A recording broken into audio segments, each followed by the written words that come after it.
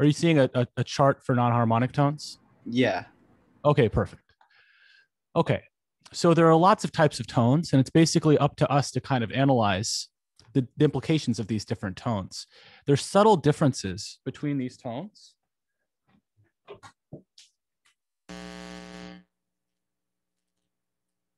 But there are also similarities between these tones. So I tried to give you some clues in the homework to kind of guide you in the right direction, just so that you don't like come up with too many contrasting answers. But multiple answers will be accepted for some of these questions. So with that being said, let me start by going over some of these terms. Okay. So one of the things that we looked at a while back was this idea of chord tones versus non-chord tones. And so it's this idea that you have basically, if you have a chord that's kind of determined in the left hand, for instance, in the bottom staff, there's this notion that you could either choose melody notes that agree with that chord or melody notes that disagree with that chord. So that's like one fundamental way of thinking about it. So you're given a chord, let's say like the left hand, let's just say for conceptual simplicity, the left hand kind of jurisdicts the chord. And then the right hand, or the top staff, generally, jurisdicts the notes that you're trying to compare against the notes in the chord.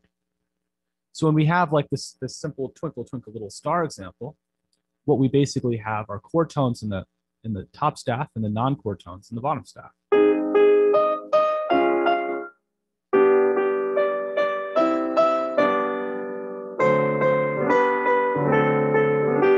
It just happens to be that every single melody note that you play coincides with the chord tones in the other staff.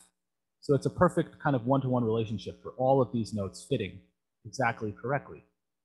But there are ways to kind of shift that, right? So for instance, we listen to, if we think about Do a Deer from the Sound of Music, this note right here, NCT, is a non-chord tone. It doesn't belong to the chord which harmonizes it in the left hand. I mean, sure, you could kind of, here's where things get tricky. You know, from a jazz analysis perspective, you could conceive of a way to kind of include this note with this particular chord, correct? Like there's a way, like you could call this a C major add 2 chord or 9 chord, right? Like there's a way to kind of describe it that way, correct? But the problem with that is that it's just an alternate kind of way of analysis. It's like it would be too granular to kind of describe this as a chord, even though we possibly could, instead of just describing it as a non-chord tone, if you follow along with what I'm saying. Meaning, like you could take all of these like this doesn't fit with this chord that's described here, but we could conceive of a chord where this is described within a new chord, right? But what we're kind of deciding to do in this type of analysis is the chords are given. That's kind of the difference. The chords are given, and we're trying to analyze notes of the melody against these chords. So that's basically the thrust of this particular idea. So with that being said, let's take a look at some of these cases, right? Okay. So there's these types of tones called neighboring tones. Okay. So neighboring tones are just basically a step away from the chord tone that they live by. Excuse me. So for instance, you could be in this situation, right? Where you have basically C major chord. It's a given. It's a C major chord. And then you have another C major chord. But then over here, in between, you've got a non-chord tone. And then in this case, this is a neighbor tone. It's an NT. Why is it a neighbor tone? Well, it's a neighbor tone because it's like you can imagine you're starting at your house, you're going to your neighbor's house, but then you're coming back to your house. It's like you wouldn't necessarily go to your neighbor's house and then go to someone else's house, like your second neighbor's house, unless you just have a close knit community like that, which I encourage you to do, but not during the pandemic. Um, but you might have a situation where you go to your neighbor's house, you come back, right? That's a neighbor tone. Basically, you come up, you go up, or you go down, and then you come back, you return. Okay. So this is an upper neighbor because it's like you're going to your upper neighbor's house, and then you're coming back to your house. Okay. Now, lower neighbor tone, it's just as conceptually simple to grasp. You're starting at your house, right? This is a C major chord. Here's a C major chord. And like a good neighbor, this neighbor tone is there. And here you are, and you have this lower neighbor tone. And then you're arriving back at the original chord, right? Upper neighbor, lower neighbor. What a great community we have going on here, right? So the idea, though, is that the neighbor tone also occurs on these types of neighbor tones also occur on weak beats, okay? Or weaker beats. So what do I mean by that? When we're doing this, when we're performing this kind of analysis of non-harmonic tones, just to recap, we're explicitly considering these tones as not being in the harmony, right? It's not like we're trying to fit them into the harmony. In this type of analysis, we're trying to point out how it differs from the harmony. But in doing so, we also pay attention to an additional feature, which is the beat position of these events. So what do you notice about the chord tone? Let's say the melody note of it, like basically consider the top note of a chord as being the note that we're trying to analyze. It's a melody, right? It's the melody. So if you have a chord, the top note in the most traditional sense is singing the melody, unless you have some inner voice kind of movement. But for conceptual simplicity, let's just imagine we have 4 people, and then let's say Whitney Houston is singing the top voice, and she sings really high, and she has the role of basically holding the band together by singing the melody. So this is excuse me. So this is Whitney Houston right here, a notational representation of Whitney Houston. And so she is singing this particular note, and at this particular junction in time, Whitney Houston is agreeing with the band that sits underneath her. She is completely conforming to the C major chord that the entire band is playing. That makes sense. What beat is she playing that on? What beat is she on? Is she conforming with the band? What beat is this rhythmically? Beat 1. Beat 1, exactly. So beat 1 is basically is when the chord tone occurs. Beat 3 is when the neighbor tone occurs. So there's this kind of contrast. The strong beat occurs on beat 1. The weak beat occurs on beat 3. And that's basically the arrangement that we have in front of us. So the weak neighboring tones are occurring on weak beats in this example and also in this example. Because just thinking about rhythmically what we're used to knowing about, I guess it should be noted that the first beat of every measure is the strongest beat, right? There's an accent mark on the first beat, and there's also an accent mark on the third beat, but the first beat is the strongest beat. It's if I were to go back, take this, I could potentially even do something like this, where I take the thickness and make it even thicker. To kind of really emphasize the fact that it's super, super strong, right?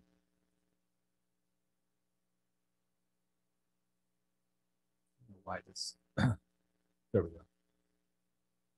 So with that being said, accented neighbor tones are a slightly different case. Okay, so here's the thing. This is C major, and we're expecting, it's kind of given, we're expecting this chord to be a C major chord. Okay?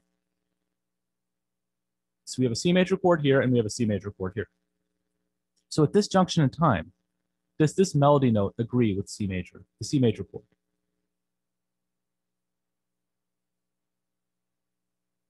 It does, right? It fits perfectly into it. It's a C major chord. However, at this junction in time, if we're looking right here, does this melody note fit into a C major chord? By the way, this is treble clef, this is bass clef. It will not. It will not, right? So like this right here is an A, and it doesn't fit into a C major chord. And remember, we're not trying to make this conform to a particular chord. I mean, I know you could say, well, this is an A minor chord, but remember, this mode of analysis is looking for disagreement more than it's looking for agreement. That's one way of thinking about it. So we're considering the fact that this is like disagreeing with C major. Gosh, sorry, there's an alarm that goes off across the house. It's bugging me. Just think about the fact that this is on a strong beat and this is on a weak beat.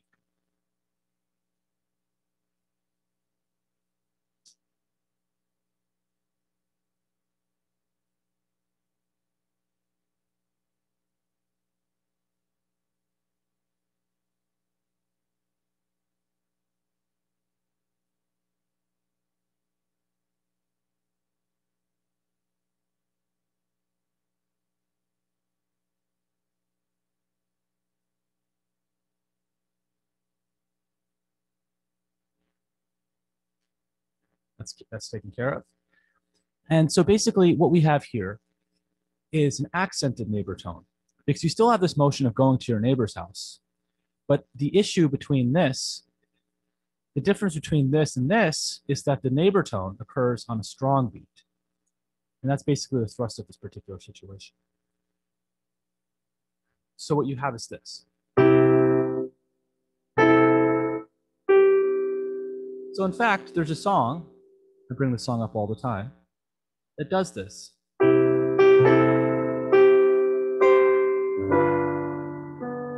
Right? That would be an accented neighbor tone.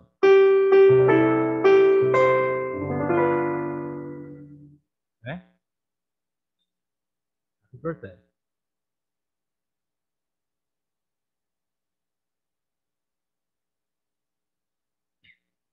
Opening. Okay? Hopefully that makes sense so far. If there's any questions, please just interrupt. Okay, so then there's this thing called neighbor groups. Okay? And these have many names. They can also be known as cambiata, changing tones, changing notes, double neighboring tones. And they basically use two harmonic notes, non-harmonic tones in succession. And one of them is an upper neighbor, and the other one is a lower neighbor. And you could actually have them in either order. Right? So you're basically kind of surrounding it. You're like, you're on this chord. All these examples are predicated on the idea that C major is the chord for the first measure and C major is the chord for the second measure. So what you have is non-chord tone, upper neighbor, D, non-chord tone, lower neighbor. And then you have basically a resolution of a chord tone on the following measure. So it's two successive non-chord tones, but you're kind of dodging, you're kind of like surrounding the original note. You're surrounding it from the upper end of things and the lower end of things, the upper neighbor side of things and the lower neighbor side of things. So like the neighbors are kind of like conspiring against you. They're having their own neighborly meeting and they're like talking about you. And then they're just arriving back at your house or something. What a tight-knit community.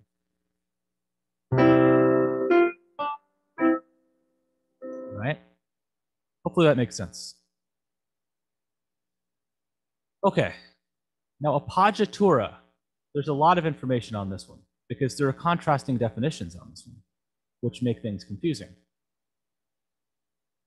So most often, an appoggiatura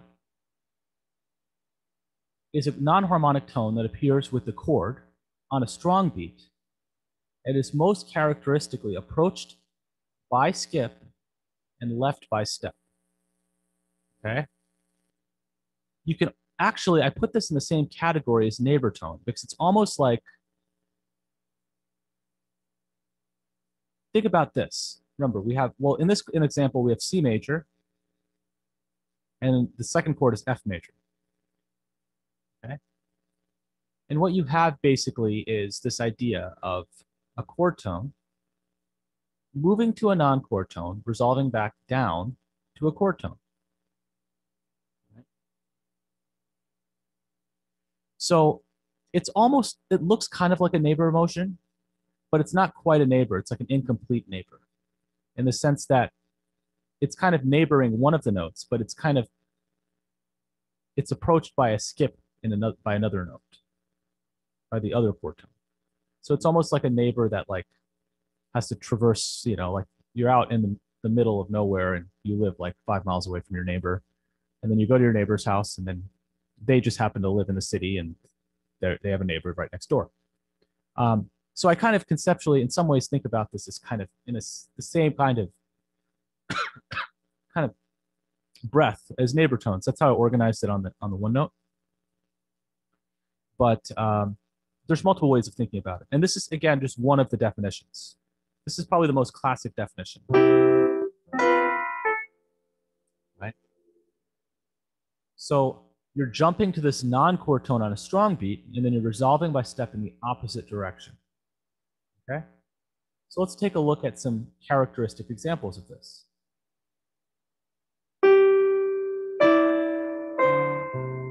And we're assuming that the chord here is a C major chord. Okay, C major chord. And then let's see, we're over here.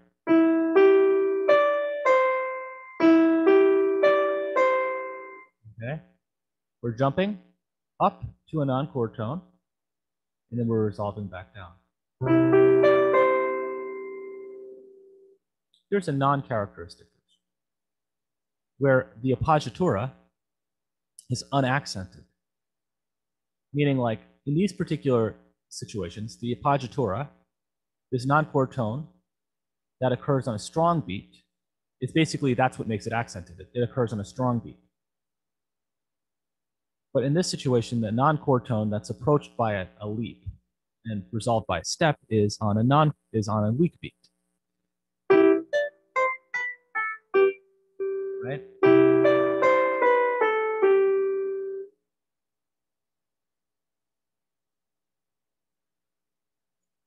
But I have to tell you some of these other definitions because it's actually, in fact, the homework considers some of these possibilities as well.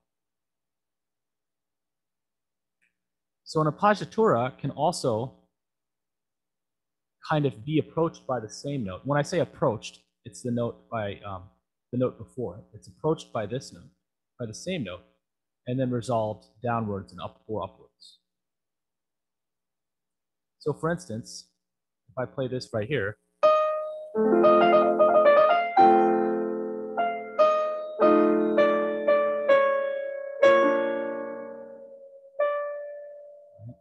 this is basically the note in question. This is one of the notes in question. This is another one of the notes in question. Okay? So it's an incomplete neighbor in the sense that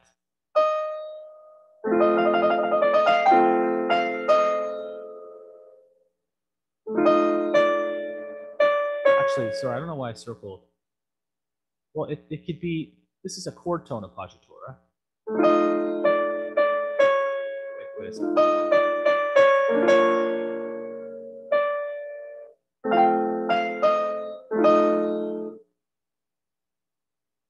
It's really this one.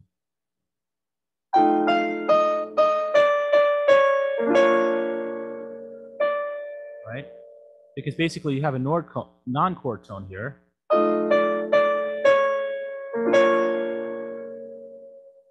And you're ultimately resolving up. So it kind of has this neighborly motion, but it's an incomplete neighbor in that, like, this was a chord tone from the previous chord, but the chord tone that's functioning in this new measure is, the way this note functions with this chord is in a way that it functions as a non-chord tone, even though it's the same note. But then it resolves to a chord tone by moving up. So I know this is confusing. I didn't design this terminology to be this confusing, but I just want to let you know that this, in fact, could have a couple of different contrasting definitions. There's also the idea for an appoggiatura it's basically just this little thing, just a grace note, basically, that occurs on a strong beat. Like, it's basically a strong beat grace note. And this almost looks like an accented neighboring tone. So for instance, so if I play this basically, I go,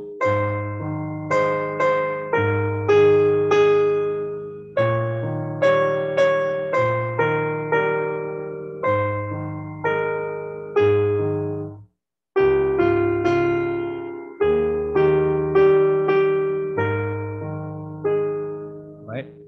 Now this right here is a classic appoggiatura. So let's take a look at why this is a classic appoggiatura. What you're dealing with here is an A flat major chord. And this B flat doesn't agree with this A flat major chord, right? And the idea is that it's approached by skip, and it's a chord tone at this point, because right here you're at E flat major.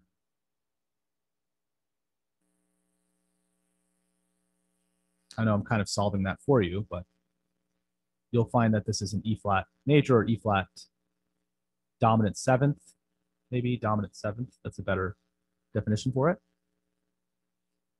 And you'll find that a G does in fact fit into an E flat major chord. But over here, when we get to this B flat, a B flat doesn't fit into this A flat major chord. And so right here, what we get is basically this non-chord tone that is on a strong beat, that is approached by skip, and it's resolved by step. So this is conforming to the classic definition. And I wish I could just leave it here and say that this is all you'll see. But in reality, I want to expose you to the world of appoggiaturas out there, beyond the scope of even our homework assignment and what people say when they describe this. I think it's important to understand that a grace note, when you see this, basically without a slash through it, what they call this is an appoggiatura. And it's basically a non-chord tone that's on a strong beat, essentially, that occurs on the beat. And so in this situation, it's approached by step in the opposite direction, and it's resolved by step. And it looks like a passing tone. It looks really like an accented passing tone. And we haven't even talked about passing tones. So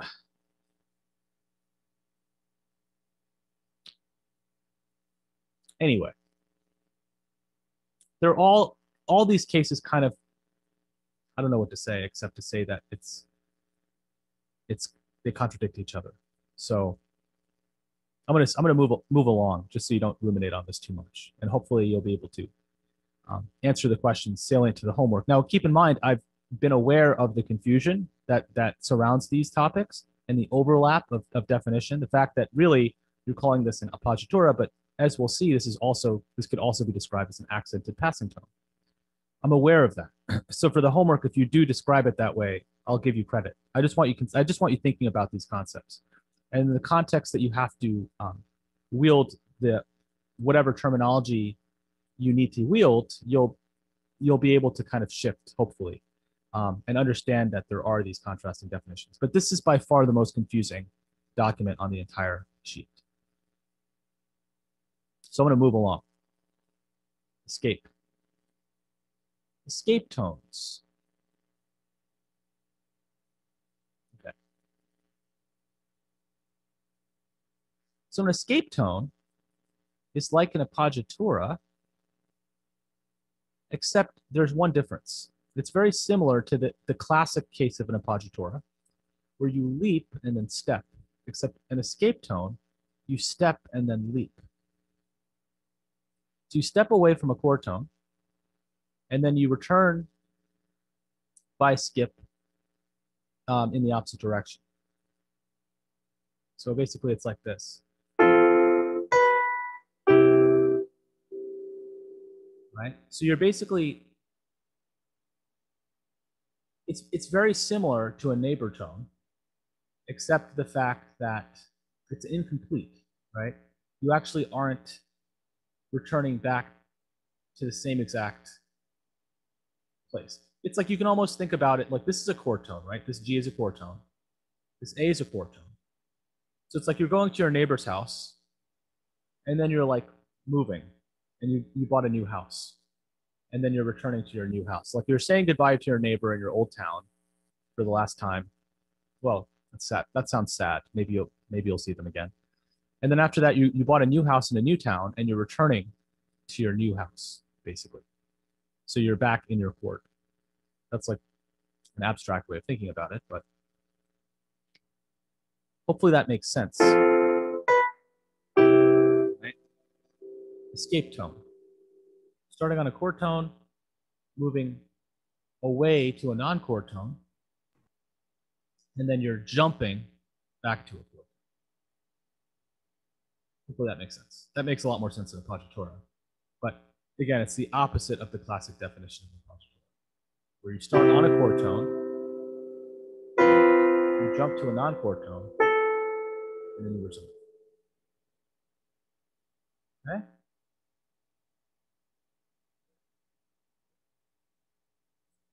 Passing tone motion. So in most of these scenarios, when we're talking about neighboring tones, we're talking about like starting at a note, leaving a note, and then arriving back at that. Or arriving back at a note that is approximately in that direction, right? Like it might be a little higher than where it was, but but it won't be like lower than where this was. But in passing tone scenarios, you're actually creating like a straight line, where you're basically in a chord, you're passing, you're making a passing move, and then you're back as a chord tone on the subsequent chord.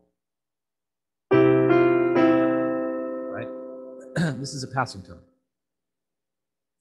And a passing tone can be accented or unaccented. So by default, I guess a passing tone would be unaccented, right? Meaning on the strong beat, you'd expect a chord tone for the melody. On the weak beat, you get the passing tone. And then on the strong beat of the next measure, you get the chord tone. Or what in, it could also be this exact thing, but like on the stronger beat, right? So this could be a quarter note. This could be the first eighth note. This could be the second eighth note, and this could be the next quarter note, for instance.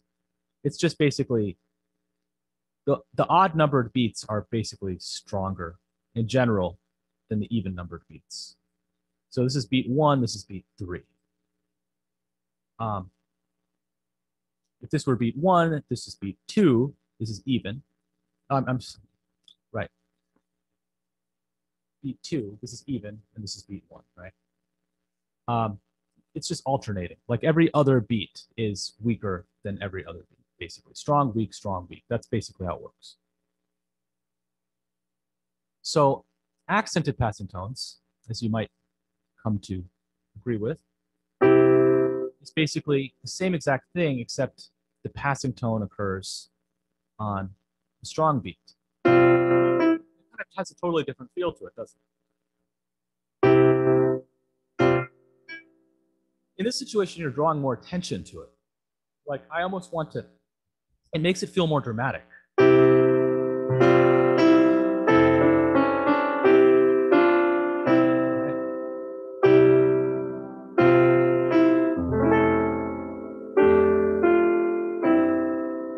Whereas the unaccented passing tone, it kind of feels less like important. It's like, ah.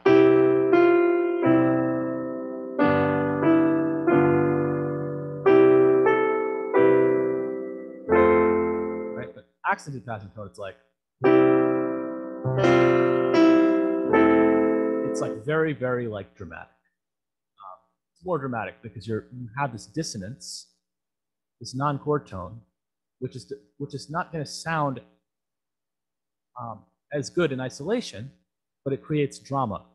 And the joy, I guess, is coming from the fact that the tension resolves, right? So a chromatic passing tone is basically a subset of this whole thing, where you basically you include chromatic notes that aren't in the key to kind of get to the next note. It doesn't have to do with half steps as much as it has to do with notes that aren't in the key. So for instance, it's bad voice leading. Never mind, that's fine.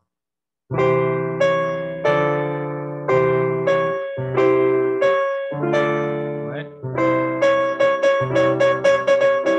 It sounds quite dissonant. It sounds more dissonant than a normal passing tone.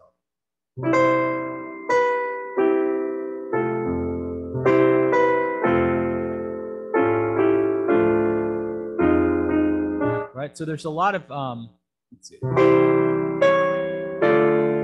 lot of distance on that note. So it's just basically not in the key at that exact time. That's basically it. So if you see an accidental, you know it's a chromatic passing. Any questions so far? I know it's a lot of information. And we'll also look through the homework as well. Excuse me.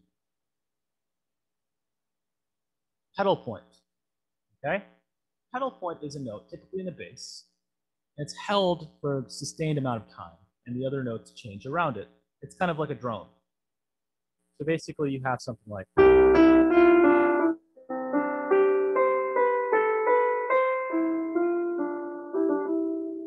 The idea is this note is just basically being held. You're not really thinking about it as kind of like a minutia thing. It's kind of the opposite of the way we've been thinking about all of these things. We're thinking about them as minutia. In this way, we're actually thinking about this as kind of the opposite. We're thinking about this as being this macro non-chord tone that just basically exists over a longer scope of time. And it's just a pedal point. And it's just basically, you know, for instance, Bach, if you know this piece.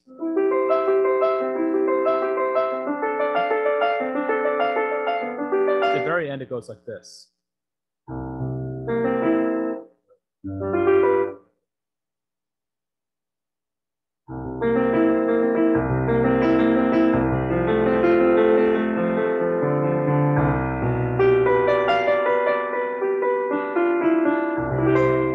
Basically, see that C in the left hand.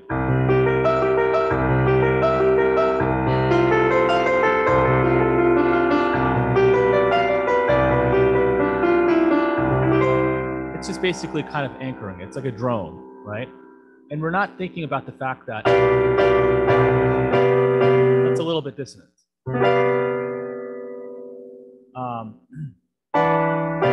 You can always tell something is dissonant if you move it up a half step, and it still sounds dissonant. Whereas if you take a major chord and you sequence it, or transpose it, I should say, it still sounds nice. But if I take that chord,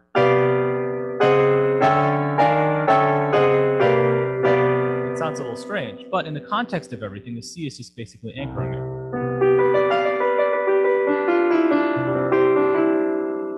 And the reason they call it a pedal point is basically a pedal, a sustained pedal on a piano, which I don't know if it'll reach for me to show you. I don't think it'll reach. This little thing right here, it looks like this on my electric piano. This is a really important thing. Franz Liszt is called the pedal, the soul of the piano. It really allows you to sustain things. I mean, at least to sustain them. Allows you to sustain things, as its name suggests. So, for instance, if you have a C and you hold down the pedal, it makes it longer. And so, what this allows you to do is to just kind of blend together things that would otherwise sound choppy. So the idea is by holding the C and writing it like this, it's almost as if you're holding down the pedal and sustaining it. So this is me playing without the pedal. This is me holding down the pedal.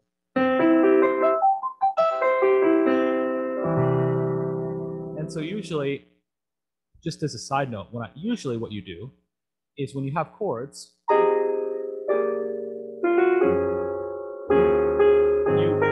you clear the pedal in between. If I play that without clearing the pedal, it would sound blurry like this.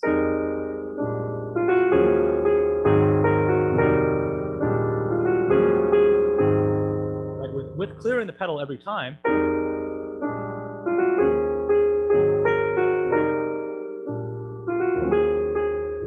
it sounds a little nice. And without pedal at all,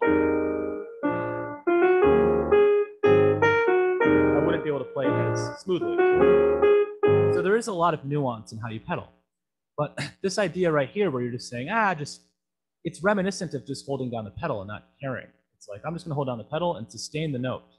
And it's gonna overlap several chords and it doesn't matter because I'm trying to get this kind of blurry effect anyway. So that's basically the whole deal with pedal playing. Ostinato, okay, ostinato.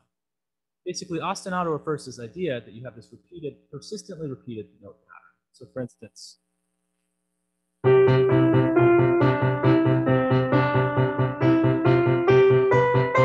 it's an ostinato. It's basically like a recurring figure, right? So for instance, like,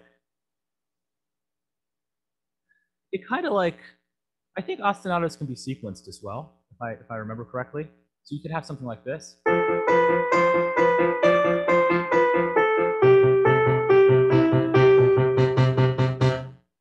But a lot of times ostinatos just stay in the same key area. It's basically this pattern that's basically.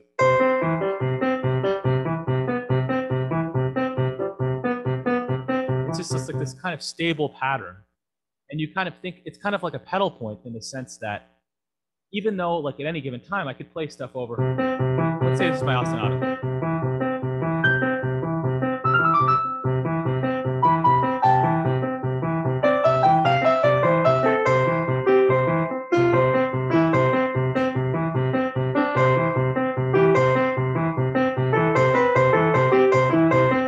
It sounds like an anchor. It's sort of like creating this kind of texture on which I'm playing other things. But it doesn't really matter that the texture, the harmony of the texture is kind of disagreeing with what notes I'm playing. It's meant to be this kind of like reaffirming kind of thing that just kind of just keeps persisting. And as a result of that, we don't care so much about, it's kind of, again, it's like a drawn out long gesture, just like the pedal point is. So with that being said, both of those, this is very common in like Hans Zimmer's movie scores, right? You hear something like this. Right, you hear something.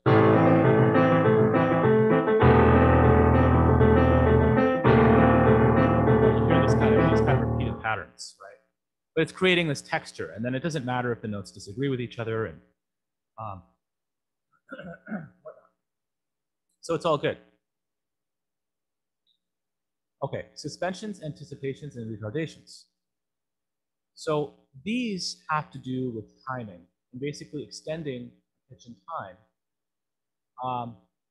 And you can either do this by creating a repetition of the pitch or by lengthening the pitch, kind of as a tie, okay? So anticipation. In this class, we're basically repeating a pitch. So the result of this basically means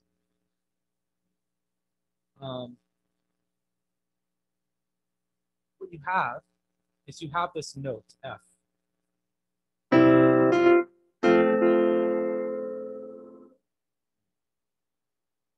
And this note F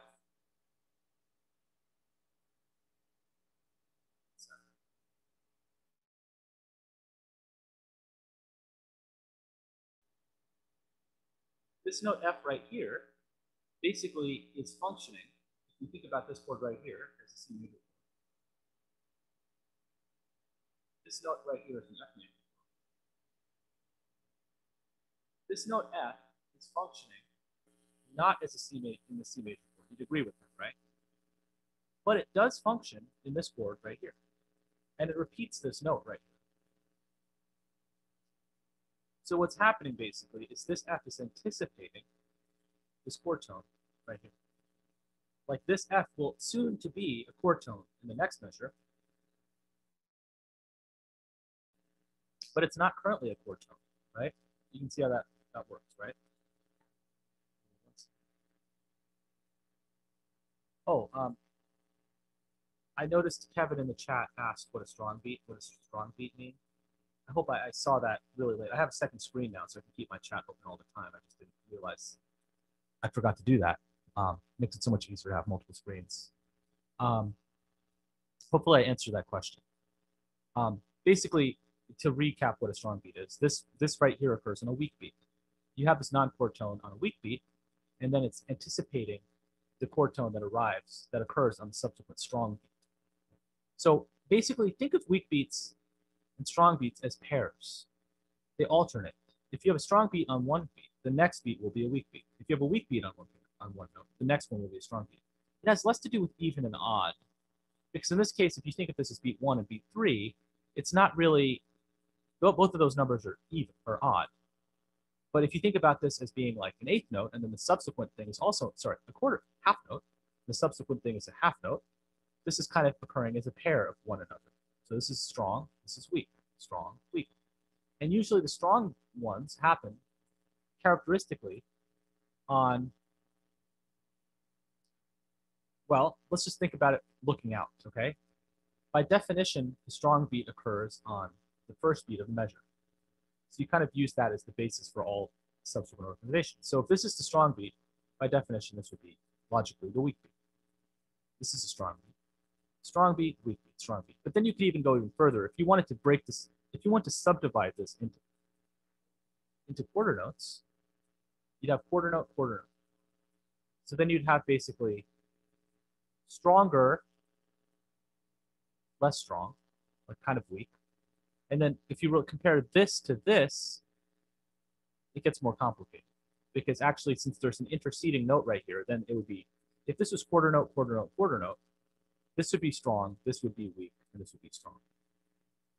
So the interceding beat kind of changes the dynamic a little bit. It's a contextual kind of thing, but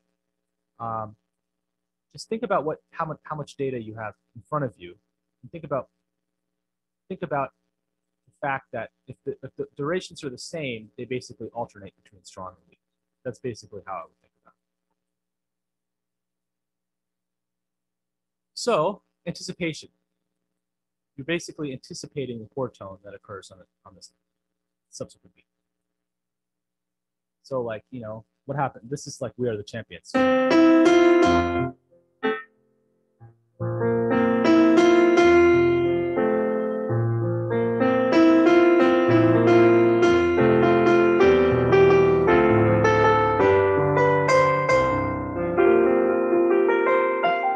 Right? You're anticipating that.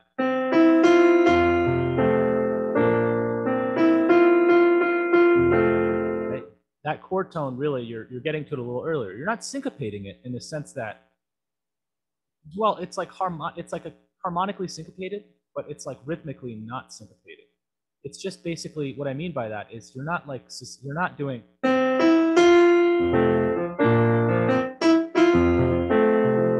I'm not like arriving and holding it. I'm arriving it and repeating it. Like I'm like arriving to it, and then I'm re-emphasizing it on the subsequent. That's an anticipation. You're anticipating it. At least an anticipation in the context of a non-chord tone is what that is. A suspension is the inverse of that. So a suspension, you're basically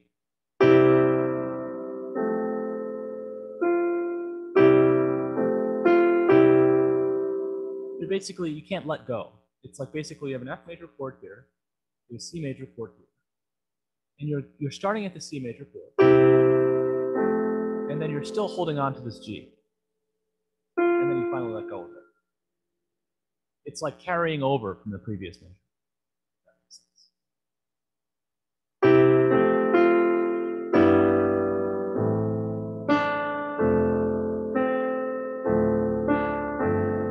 It's a really nice kind of sound. So suspension. I left you in suspense, but I guess that's, let me prepare for the next thing. Preparation. So suspension, this is basically part of the whole conversation surrounding suspension.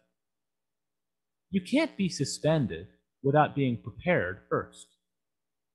Meaning, like, you have to be suspended. You can't just suddenly, like, magically appear suspended in midair without, like, being placed there first, right? You can't, like, be carrying over something unless you've first been carried to that spot, right? So this note is suspended, but it's prepared by this note. So, like, basically, the distinction is where you're looking at this pitch. If you're looking at the pitch when it's a chord tone, when it exists as a chord tone, at the point in time when it really was a chord tone, that is really when it was a preparation. Because at this point in time, this note is both being a chord tone that's also preparing the note, basically, for a time when it's basically going to be suspended and treated as a non-chord tone on the next chord. If that makes sense. Right? So this is the preparation.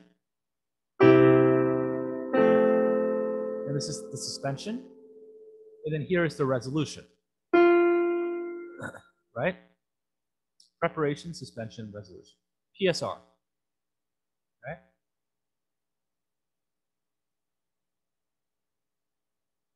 It's a lot of information.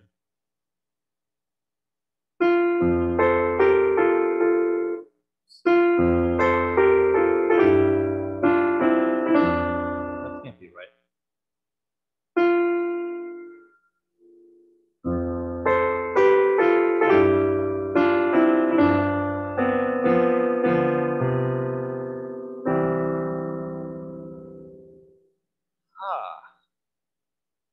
Okay. These distinctions are a little confusing, but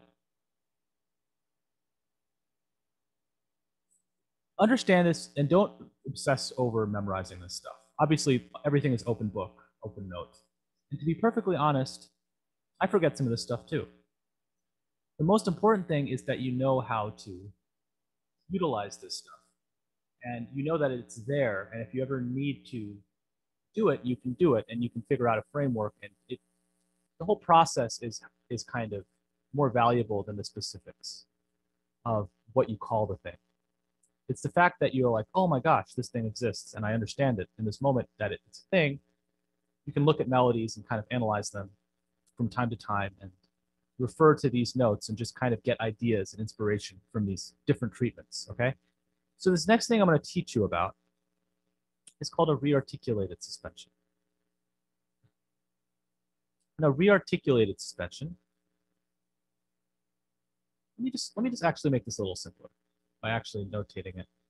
Oh, actually, it's simply explained over here, okay? So this is a classic suspension. You have a C major chord, and then you have an F major chord. Right? Whereas here, you also have a C major chord, and you have an F major chord. Right? And the idea here, this is a suspension because this G note is both functioning at this point in time as a preparation. But over here, it's suspended and it's held over, right? And now it's resolved, right?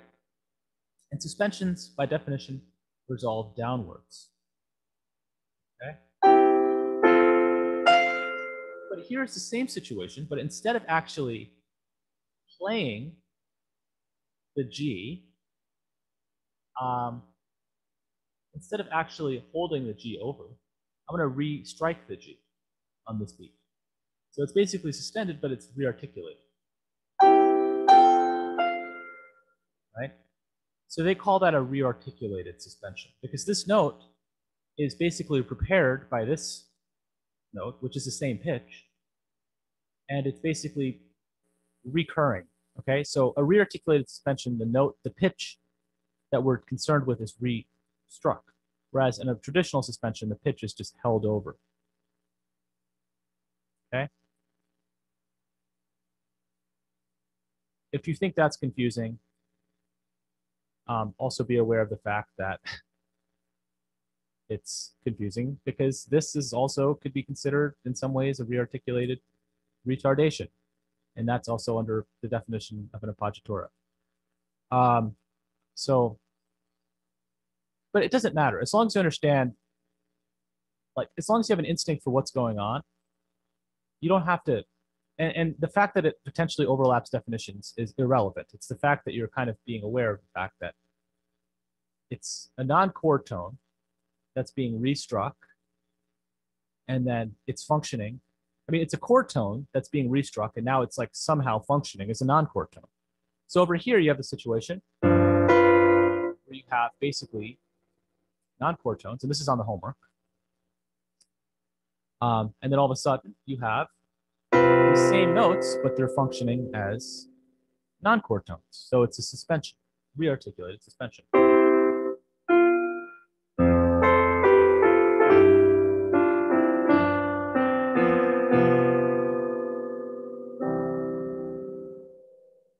Okay, I'm sure. I mean, if you play classical piano, you've seen this all the time. Like this kind of resolution, you hear in Mozart all the time.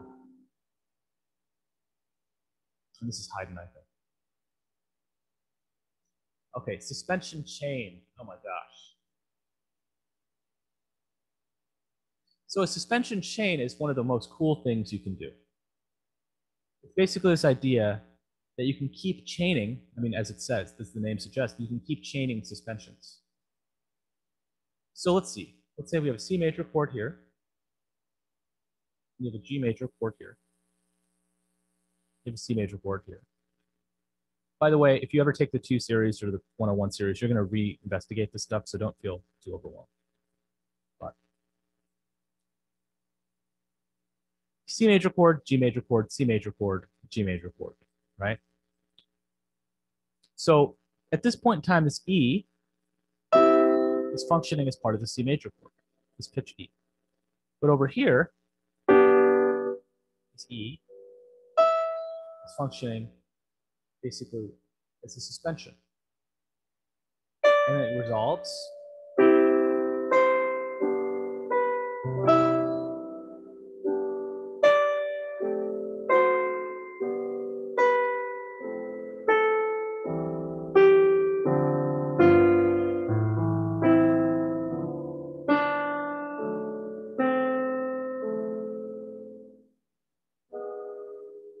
Right? Doesn't it just sound nice to just hear that tension? It's just this building up tension. It's every beat.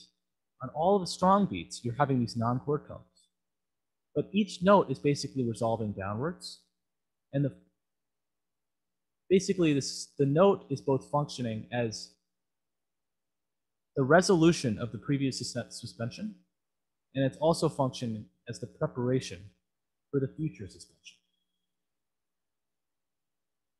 So I mean, honestly, when I've taught counterpoint, I've spent like 2 whole class sessions on this one concept. So it's not like I feel a little silly expecting you to understand this right away. But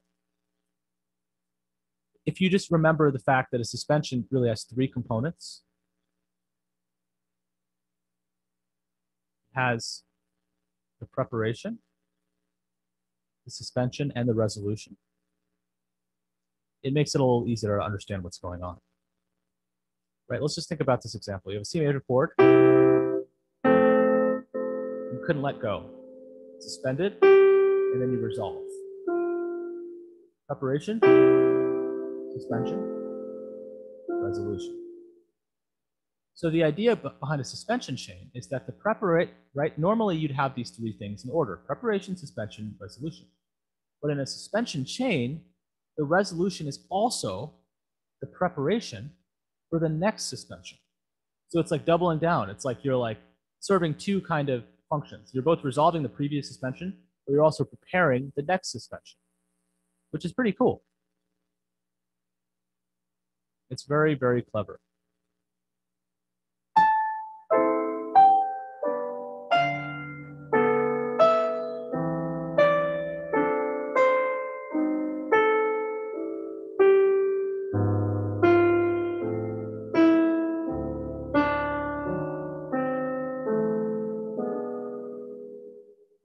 So it's this feeling like it's really dramatic because all of the strong beats are actually experiencing non-chord tones, and they just keep resolving, and the resolutions keep happening on weak beats, right? Strong beat, chord tone.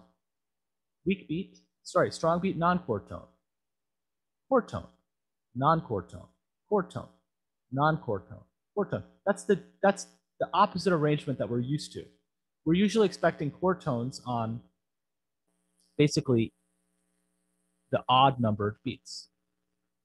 But now it's still alternating weak, strong, like weak beat, strong, like it's still alternating between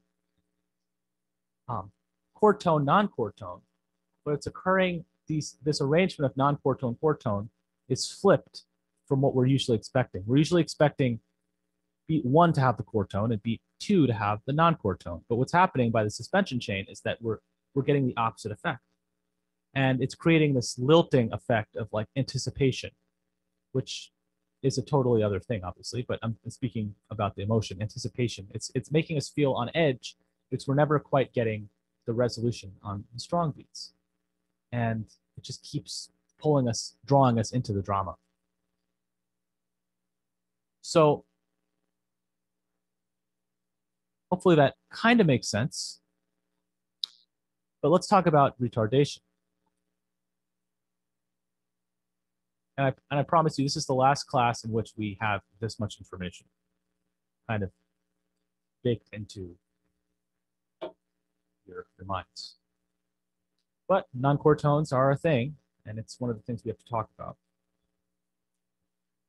Retardation. So a retardation is very similar to a suspension, except instead of resolving downwards, a retardation resolves upwards. That's all it is. Normally, a retardation resolves downwards. Sorry, a suspension resolves downwards. A retardation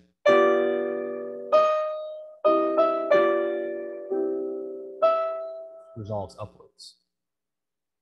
Okay? That's basically what it is. Okay?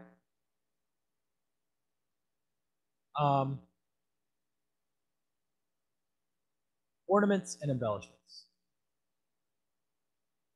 A trill. Okay? Basically, a trill is just basically exercising neighboring tones in rapid succession. It's like, I don't know. It's like you and your neighbors just are constantly leaving things in each other's houses or something. You just keep going back and forth.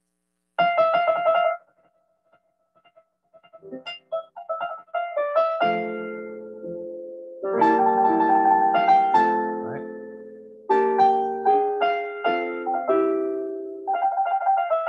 Right? It's just that fast thing, right? That's a trill, right? You can basically you can start on the chord tone and then resolve to a non-chord tone, or you could start on the non-chord tone and go resolve to a chord tone. It doesn't really matter. That's what this is trying to illustrate. Right? There's two ways to do it. You can have the non-chord tones, the neighboring tones, be on the off beats, or they can be on the strong beats. And starting beats or on alternate deeper beats. And you can see a trill represented like this, or you could see it represented like this. And oftentimes they're a little bit longer, right? Now, mordant is basically a trill, but it has more constraints. It basically resolves to the note below it, and it comes back up. It has a lower neighbor, and it comes back up to the previous note, and it doesn't extend as long. It has a squiggle through it. It has a line through it to basically truncate it. But it is kind of what it looks like. starts, it goes down, it goes up, right? If you ignore this part right here, basically goes down and then back up. That's what a mordant is. Literally what it is.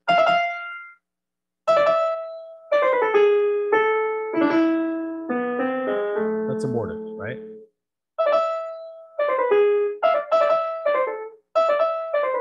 Right, you probably heard that piece.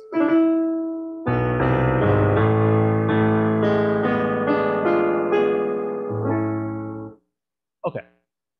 A turn. A turn basically begins on the auxiliary tone, or basically on the non-chord tone.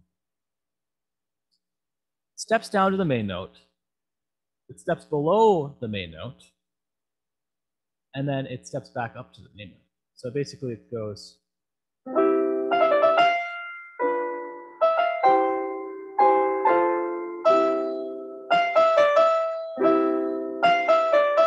So if we're basically in C major, what we basically have is like F, E, D, E, right? F, if you're starting on this note E or whatnot, it doesn't matter. It's like basically F is basically a non-chord tone. You can imagine an E happening right before it. And you're stepping up and back to the regular tone, and then you're stepping down, and then you're stepping back up.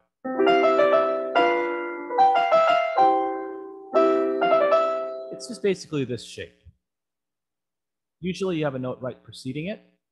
You step up, down, and then back up. So you think about it as, let me just do something like this.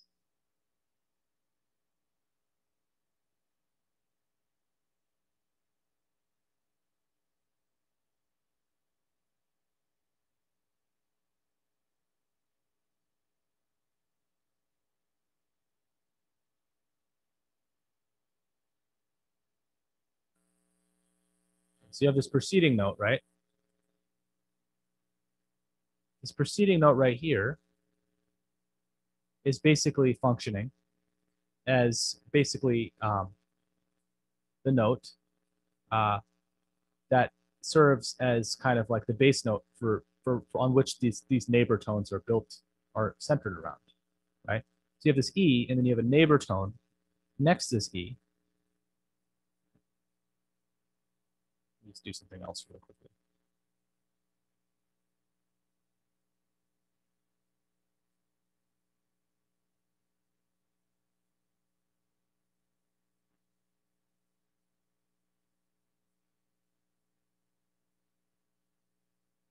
Getting really fancy with this.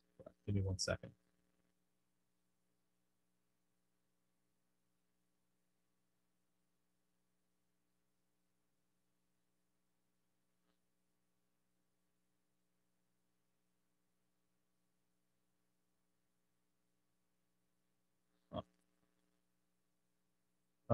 Never mind. I want to get more clever than I could. But you basically have the situation where you have this note, and this is the note on which these neighbor tones are centered around. Remember, a neighbor needs to start from home before it can become a neighbor tone. So you have this centered note, you go to an upper neighbor, you come back to the previous note, you have a lower neighbor, and you come back to the previous note, the centering note, right? That's basically all a turn is. Appoggiatura, an ornamental appoggiatura, is basically like the thing that we mentioned earlier that we didn't elaborate too much on, but it's this idea that if you see this, basically a little kind of Q note that occurs that looks like it like is approaching the note like by step, right? What happens is you interpret it as being on the beat. So if you see something like this, you actually interpret it like this. It doesn't happen before the beat.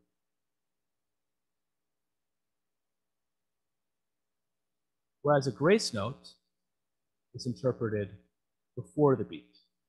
So what you have here, if you have a little like Q note that has a slash through it, it basically looks something like, basically acts something like this.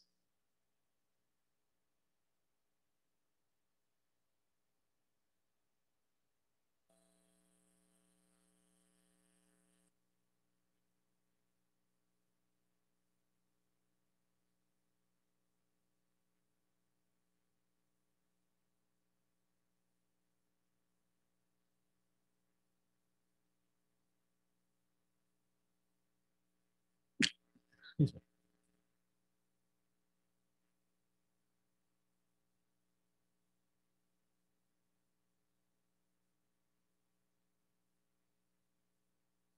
It happens before the beat, right? That's kind of like an important distinction. Whereas if you saw it with an appoggiatura, an ornamental appoggiatura, I guess I should say ornamental appoggiatura, you basically have that grace note being interpreted as being, I mean, it's not really a grace note. You see this little note written as the little note written interpreted as being on the beat, and then this occurring after the beat.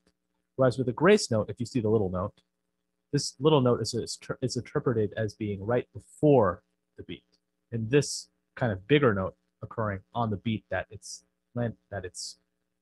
notationally specified at. Okay? I know, that was a lot of information. But let me just pull up the homework and let's just see if we can kind of take a look at some of this stuff. Okay? And I have some hints, okay? I've got like context, like this is what I've written. Like this note does not fit into the G major chord at this exact moment, but it fits into the C major chord during the following moment. Well, what's something that this could be?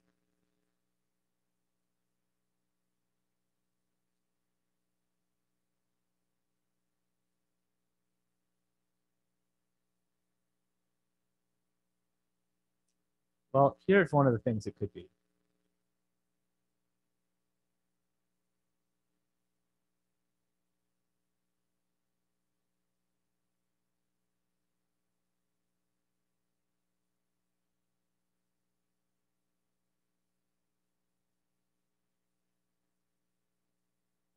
I think one of the things it could be, actually,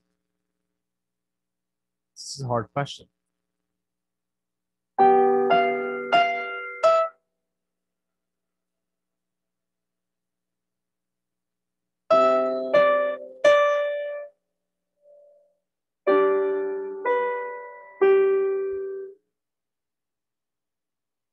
Well, what isn't it? It's not a passing tone, right? It's not really kind of a suspension because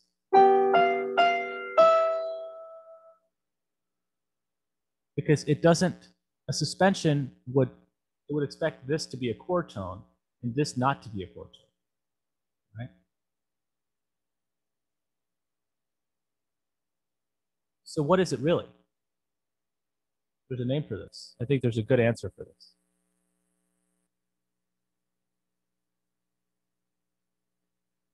It's a chord tone here, right?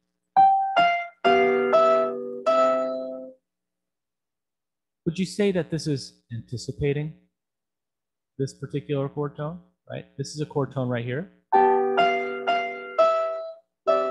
right? It's an anticipation. That's probably the best answer. You could actually provide other answers based on the weirdness of appoggiatura, probably, and other things, but this is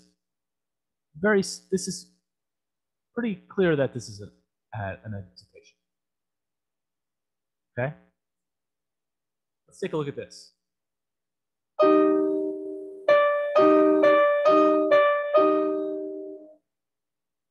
What do you think this is?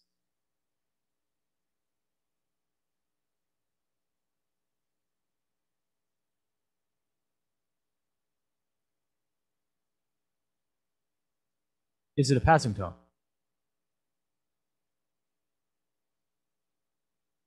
It's not a passing tone, right? Because a passing tone needs to have this kind of, passing tone needs to have this sort of motion, right? It has to have this linear motion. When you look at this homework, you actually see it going down and then back up. So what is your instinct kind of telling you? If you see something going down and then going up? Neighboring tone. It's a neighbor tone, right? And I'll let you decide what type of neighbor tone it is. Okay, and then you have something like this. I was nice and I actually wrote down these notes for you. So, I mean, I wonder if this is similar, right? I wonder if this circled note is similar. Okay. By the way, the black thing is what you're trying to analyze. I just circled things to kind of help you realize certain things. I actually wrote this one in for you because I realized it's confusing. So I was like, we'll just call this a chord tone. Chromatic passing tone, but tone is harmonic. Because actually I felt like this was actually an incorrect analysis on their part. I felt like they circled the wrong tone. Because I feel like this is the non-chord tone they should have circled, but this is actually the chord tone. So I respectfully disagree with their answer to this question. It's if you hear this, this isn't the chord. It's not like this D minor 7th chord was common in Mozart's time. This is the chord.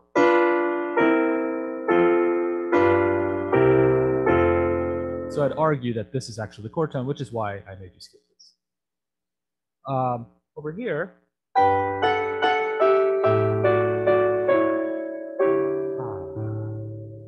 Mozart in the morning. So what do we have? So we basically have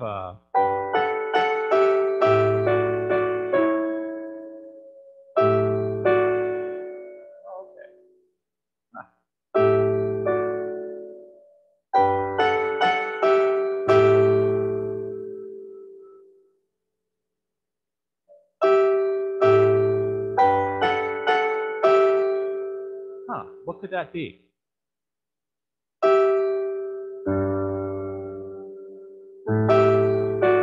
Interesting. Are these notes in black? Are these notes circled in black a restatement?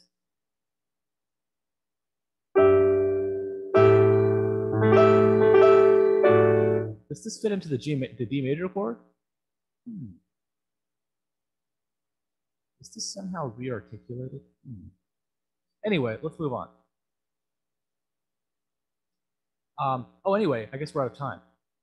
But with that being said, there's lots of hints on this homework, and I tried to just give you a lot of hints. It's really about getting you to think. It's not like I'm gonna. So I'll post this, and hopefully you get it right. I'm pretty lenient on this. It's just really so you can get a better idea of, just thinking, right? It's just it's less, as I said, it's less important. The terms are less important than the actual investigation itself. And so there's many ways you can formalize this stuff, but it's cool that there are so many different possibilities, and that's what's valuable. Right? So with that being said, I guess I'll leave it there.